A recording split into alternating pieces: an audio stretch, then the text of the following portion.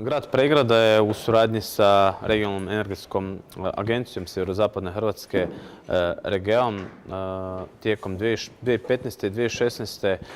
godine provodio prvu crowdfunding kampanju javnog sektora u Hrvatskoj.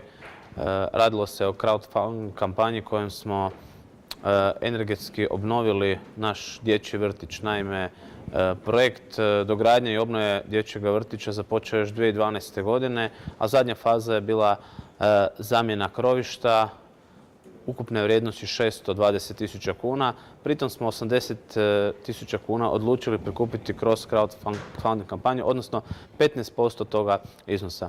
Izuzetno smo ponosni da smo uspjeli prikupiti taj navedeni iznos, čak ga i premašiti. Skupljeno je ukupno 97.000 kuna, bilo je više od 100 donatora i naravno na kraju se taj projekt uspješno realizirao.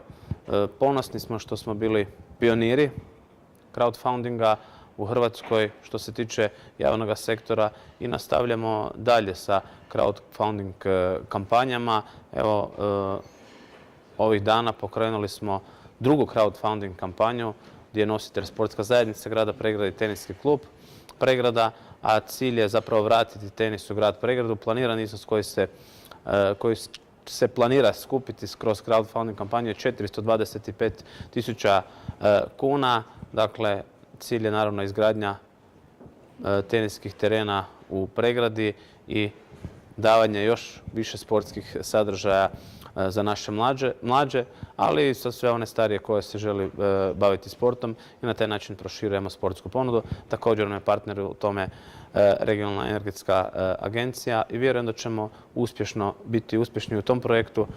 Cilj tih projekata je da zapravo građani sudjeluju u financiranju javnih usluga koje i oni sami koriste, odnosno kroz dječjeg vrtića bili su to njihova djeca, a ovdje naravno očekujemo i jedan veći doprinos od strane poslovne zajednice koja je iskazala jedan veliki interes da se ovaj projekt realizira. Ulog grada Pregrada je zemljište, a naravno u kasnijoj fazi uključit ćemo se dijelom i financijski.